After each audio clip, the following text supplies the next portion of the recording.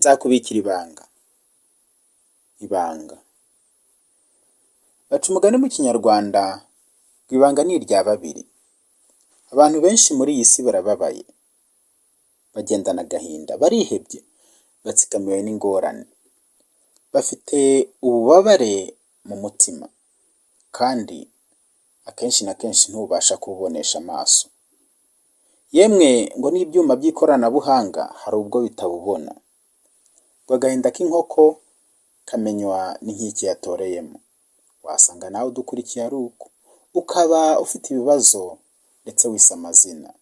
Uyu munsi watandukana nabyo, byagenda burundu, wasubira kubaho ubuzima busanzwe, ubuzima bwiza, ubuzima buzima. Nzakubikira ibanga. Igitabo Nzakubikira ibanga cyanditswe na Dr Chaste Uwihoreye. Kivuga iki?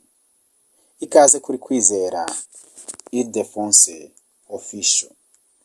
Dushyigikire, tera inkunga ibiganiro byacu, kora subscribe, kora share, like, comment. Nzakubikira ibanga.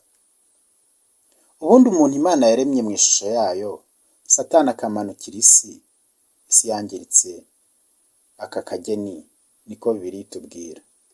Isi igahindanywa n'icyaha, umuntu uri mu isi yangiritse agendana irihe banga?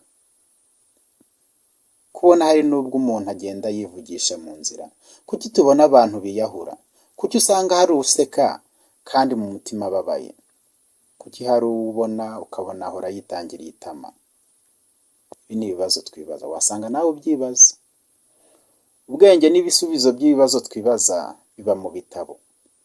Mu bushakashatsi bwacu bugendere gufasha abakunzi bacu, tugeze ku mwanditsi w'umuhanga. Ni amahirwe atangaje. Dr Chaste Uwihoreye afite impamyabumenyi y'ikirenga mu mitekerereze n'ubuvuzi bwo mu mutwe. Nk'uko abitangaza mu gitabo cye kiri mu majwi twifashishije, Chaste Uwihoreye avuga ko ari umukozi w'umuryango w'Uwisenga n'Imanzi. Akaba n'umwe mu bita ku buvuzi bw'ibikomere mbamutima. Ubuvuzi bubabaza ahantu hatagaragara, bubabaza amarangamutima, bubabaza imitekerereze, bubabaza imyemerere, ndetse bukaba bushobora no gusatira umubiri w'umuntu. Ukababara, ukavunika, ukabura ibitotsi, ndetse abaganga n'ibyuma byakozwe na muntu bikaba bidashobora kubona ubwo bubabare n'imimerere yabwo. Yanditse igitabo Nzakubikira ibanga. Igitabo gikubiyemo ubuhamya bw'abantu batandukanye bakoranye urugendo rwo gukira. Yashimiye ko bafunguye umutima bakamwereka uko hababara. Umwanditsi ngo akunda kuvuga ko ijoro riba ari uwariraye. Ngo agahinda k'inkoko kamenywa n'inkike yatoreyemo. Iki gitabo kigaragaza ububabare umuntu agendana nabwo buri munsi. Ukabubona, ukabugendana, ukabwiriranwa, ukaryamana nabwo, abandi ntibabubone. Wari uzi ko ngo abantu batandukanye babwise amazina? Bamwe ngo ni uburemere bukabije, ngo ni nko gukebwa n'urwembe, ngo ni nk'amahwa, ngo ni nko kuribwa n'imbwa, ngo ni nko kujombwa n'amacumu, n'ibindi n'ibindi. Ibi tuvuze muri make ni bimwe mu bikubiye mu gitabo cy'Uwihoreye Chaste kiri mu majwi. Hari inkuru kandi cyangwa se article twabonye yanditswe n'Uwihoreye Chaste iri ku gihe.com. Ifite umutwe uvuga ngo inzira zo gutandukana n'ububabare bwo mu mutima, ibitekerezo n'amarangamutima. Yanditswe ku wa 10 Ukwakira 2020. Atangira agira ati: nyuma yo kunyura mu buzima bukomeye, mu bibazo, mu ntambara, mu bukene, gutsindwa ndetse n'ibindi, kenshi umuntu ariyanga, akumva ko nta ntege afite, nta bushobozi, nta bwenge, nta gishoro, ndetse akemera ko ibibazo byamubayeho karande. Ngo iyo mitekerereze iragenda ndetse ikaba yahindura n'imyitwarire mu buzima bwawe ndetse n'imibanire n'abandi. Yewe ngo hari n'ubwo bigera bikagira ingaruka zikomeye mu mubiri w'umuntu, akaba yanakurizamo uburwayi budasanzwe ndetse butabonwa, cyangwa yewe budashobora kubonwa n'ibyuma bikoreshwa bipima indwara, ntibibashe kububona ngo bibone impamvu yateye ubwo burwayi.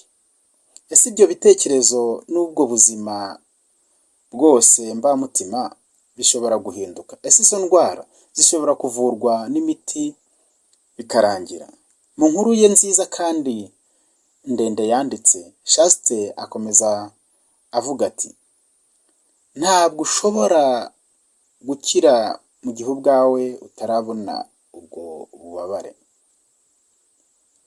utararuhuka kandi utarabuha igisobanuro. Hari benshi rero bumva ko bazabirekeraho bikarangira bakabyirengagiza. Ntibishoboka, kuko bajya bavuga ngo umuntu ariruka agasiga ikimwirukankaho, ariko ntashobora gusiga ikimwirukankamo. Nk'uko yabigarutseho, ngo buriya bubabare buba bukwirukankamo umubiri wose ndetse n'ibitekerezo, yewe ngo n'imyitwarire, bikagera n'aho mu mibanire bigaragara. Abandi bakabibona, bakabona ko umuntu afite ikibazo, nubwo rimwe na rimwe batamenya neza aho gikomoka. Uwihoreye Chaste asoza inkuru ye agaragaza inzira z'ingenzi zagufasha gutandukana n'ikibazo. Izo nzira ni enye. Ni izihe? Iya mbere, kumenya ko ufite ikibazo cy'igikomere cyo ku mutima no kumva ko gishobora gukemuka. Inzira ya kabiri, kuvumbura ikibazo ukamenya icyo ari cyo, ukacyita izina. Inzira ya gatatu, kwiyemeza no gutangira urugendo rwo gutandukana n'ikibazo. Inzira ya kane, gukora ibirori byo gutandukana n'ibibazo. Cyo nkundira imigani y'ikinyarwanda. Imigani y'ikinyarwanda yuje ubwenge n'ubuhanga. Hari imigani umwanditsi yagiye akoresha, ati ibuye ryagaragaye ntiriba rikishusuka. Akongera ati abishyize hamwe nta kibananira, kandi ngo akagabo gahimba kandi kataraza, cyangwa se ngo uwirukankana umugabo kera ukamara ubwoba. Yongeyeho ati iyi migani ya kinyarwanda igaragaza ko iyo utangiye urugendo, urwo rugendo ruba rushobora gusozwa umuntu agatandukana n'ibibazo. Reka nanjye nsoze nkubwira ngo umuntu ni abandi, ntukababare, hari ugukunda, Imana iragukunda. Ikibazo waba ufite cyose, kibi cy'ubukene, kibi cy'inzara, uburwayi, icyo ari cyo cyose, reka nkurangire, jya kuri murandasi, Google search, cyandikemo, urasanga hari n'abandi bagishatse, bakoze ubushakashatsi muri Google search, banyuze kuri Google. Si icyawe wenyine rero, ni rusange. Tangira urugendo rugufasha gutandukana n'ibibazo ufite. Do it now, urakabaho. Urwa gatatu rwa Yohana igice cya mbere umurongo wa 2, ukundwa ndagusabira kugira ngo ugubwe neza muri byose, ube mutaraga nk'uko umutima wawe uguwe neza. Shalom, shalom.